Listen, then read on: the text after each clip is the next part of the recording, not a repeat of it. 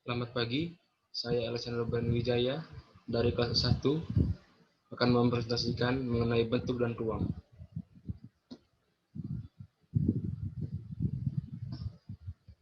Pertama, bentuk dan ruang. Pengertian bentuk dan ruang.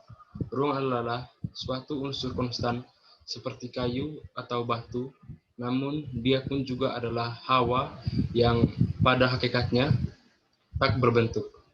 Bentuk visualnya, dimensinya, dan skalanya, dan kualitas pencahayaannya, semua kualitas ini tergantung pada presensi kita melihat batas-batas spasi yang didefinisikan oleh bentuk. Kesatuan dari yang berlawanan. Ruang pandang kita terdiri dari elemen heterogen yang berbeda-beda. Bentuk dasar, warna, ukuran, atau orientasinya. Untuk dapat memahami struktur ruang pandang kita cenderung mengorganisir elemen-elemen tersebut ke dalam dua kelompok yang berlawanan, yaitu elemen positif, yaitu figur, sedangkan elemen-elemen negatif ialah yang menyediakan latar untuk figur-figur tersebut. Itu garis mendefinisikan batas antara massa solid dan lubang spasial. Bentuk massa solid diterjemahkan sebagai sebuah figur. Bentuk lubang spasi diterjemahkan sebagai figur. Hubungan simbiosis antara bentuk, massa, dan ruang dalam arsitektur dapat dilihat pada beberapa skala yang berbeda. Pada skala sebuah tampak bangunan, ada beragam cara untuk menghubungkan bentuk sebuah bangunan terhadap ruang di sekitarnya. 1. Membentuk sebuah dinding di sepanjang tepi tampaknya dan mendefinisikan sebuah ruang yang luas. 2. Menyatukan ruang interiornya dengan ruang privat. 3. Membungkus bagian tampak sebagai suatu ruang luar dan melindunginya dari kondisi-kondisi iklim. 4. Mengelilingi dan membungkus namun atau ruang atrium di dalam volumenya, sebuah skema introvert. 5. Berdiri sebagai sebuah objek yang mendominasi tampaknya melalui bentuk dan mendominasi tampaknya melalui bentuk serta penempatan topografisnya, atau sebuah skema ekstrovert. 6. Diregangkan keluar dan menghadirkan suatu wajah yang luas untuk menyajikan suatu pandangan, menghilangkan sumbu, atau mendefinisikan tepi suatu ruang kota. 7.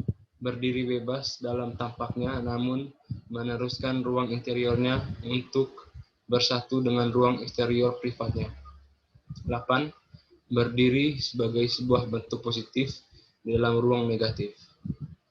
B. Elemen-elemen horizontal yang mendefinisikan ruang. 1. Bidang dasar. Sebuah bidang horizontal yang terhampar sebagai figur di atas sebuah latar yang kontras, mendefinisikan sebuah ruang yang sederhana. 2. Bidang dasar yang diangkat. Sebuah bidang horizontal yang diangkat ke atas, menghasilkan permukaan-permukaan vertikal pada setiap tepinya yang memperjelas perpisahan antara areanya dengan bidang datar sekitarnya. 3. Bidang dasar yang diturunkan. Sebuah bidang horizontal yang diturunkan dari bidang dasarnya dan memanfaatkan bidang-bidang vertikal pada area-area yang lebih rendah untuk mendefinisikan sebuah ruang. Bidang di atas. Sebuah bidang horizontal yang diletakkan di atas yang mendefinisikan sebuah volume ruang tara dirinya dengan bidang dasarnya. Agar sebuah bidang dapat dilihat sebagai figur, diperlukan suatu perubahan yang jelas pada warna, bentuk, dan teksturnya. Makin kuat pendefinisian batas bidang horizontal, maka semakin berbeda pula areanya. C. Elemen-elemen vertikal yang mendefinisikan ruang. Bentuk-bentuk vertikal memiliki keberadaan yang lebih besar di dalam area pandang kita dibandingkan bentuk-bentuk horizontal. Dan oleh karena itu, dapat lebih baik untuk mendefinisikan volume ruang yang terpisah. Dan mereka juga berfungsi untuk memisahkan suatu ruang dengan ruang lainnya. Elemen linear vertikal. Elemen linear vertikal mendefinisikan tepi-tepi tegak lurus suatu volume ruang. Sebuah elemen linear yang vertikal sebagai kolom pilar, batu, atau menara akan menghasilkan sebuah titik di atas bidang dasar yang membuatnya terlihat di dalam ruang. Bidang vertikal tunggal. Sebuah bidang vertikal akan menegaskan ruang di hadapannya. Sebuah bidang vertikal tunggal berdiri sendiri di dalam ruang dan memiliki kualitas visual yang berbeda dengan suatu kolom yang berdiri sendiri. Bidang berbentuk L. Sebuah konfigurasi bidang-bidang vertikal yang berbentuk L akan memunculkan area ruang dari sudutnya keluar searah dengan sumbu diagonalnya. Bidang-bidang sejajar. Dua bidang vertikal sejajar yang mendefinisikan sebuah volume ruang yang di antara mereka yang diorientasikan mengikuti sumbu di kedua ujung terbuka konfigurasi tersebut. Berbagai elemen-elemen dalam arsitektur dapat dilihat sebagai bidang-bidang sejajar yang mendefinisikan area ruang. 1. Sepasang dinding interior yang sejajar. 2. Ruang jalan yang dibentuk oleh dua buah bangunan yang sejajar dan berhadapan di sepanjang jalan. 3. Jajaran kolom teduh atau pergola. 4. Sebuah promenade atau area berjalan santai yang dibatasi oleh jajaran pohon yang tumbuh. 5. Sebuah bentuk topografis secara alami di dalam landscape. Bidang berbentuk U. Sebuah konfigurasi bidang vertikal yang berbentuk huruf U akan mendefinisikan volume ruang yang diorientasikan terutama menuju ujung terbuka pada konfigurasi tersebut. 4. Bidang penutup. 4 bidang vertikal akan menciptakan batas-batas ruang yang tertutup serta mempengaruhi area ruang di sekeliling penutupnya. 4 bidang vertikal yang mengurung suatu area ruang merupakan jenis definisi spasi yang paling khas dan pastinya paling kuat di dalam arsitektur. Secara alamiah, ruang di dalamnya pun menjadi tertutup. Untuk mendapat dominasi visual dalam sebuah ruang, salah satu bidang penutupnya harus dapat dibedakan dari bidang lainnya melalui bentuk, ukuran, artikulasi, permukaan, atau melalui sifat alaminya. B.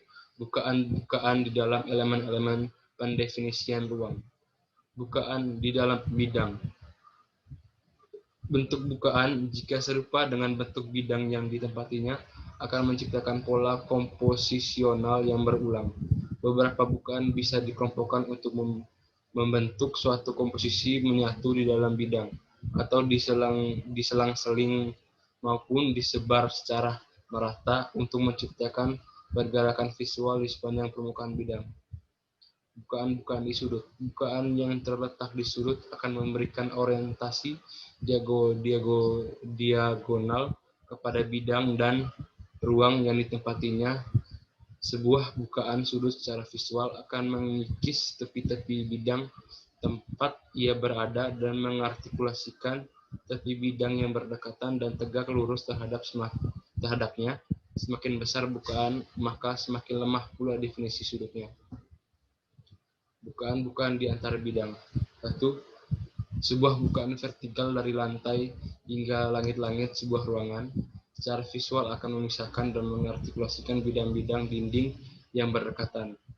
2. Sebuah bukaan horizontal yang diletakkan pada permukaan dinding akan memisahkan kedua bidang tersebut ke dalam sejumlah lapisan horizontal. Jika bukaannya tidak terlalu dalam, ia bisa memupus tidak bisa memupus integritas bidang dindingnya. Namun jika kedalamannya melalui bidang yang di atas dan di bawahnya, maka bukaan tersebut akan menjadi elemen positif yang terikat dengan bidang atas dan bidang bawahnya. Kualitas ruang-ruang arsitektural. Kualitas ruang arsitektural lebih kaya dibandingkan dengan apa yang digambarkan oleh kualitas spasial. Bentuk, proporsi, skala, tekstur, cahaya, dan suara pada hakikatnya tergantung pada sifat-sifat penutup suatu ruangan. Sifat-sifat penutupan, bentuk dasar, permukaan, tepi, dimensi, konfigurasi, bukaan. Kualitas ruang terdiri dari bentuk, warna, tekstur, pola, suara, proporsi, skala, definisi, tingkat penutupan, pemandangan atau wawasan, dan cahaya. Tingkat penutupan. Tingkat penutupan suatu ruang ditentukan oleh konfigurasi elemen-elemen pendefinisiannya. serta pola-pola bukaannya memiliki dampak besar terhadap persepsi kita akan bentuk dan orientasinya. Cahaya. Matahari menjadi sumber cahaya alami yang paling kuat.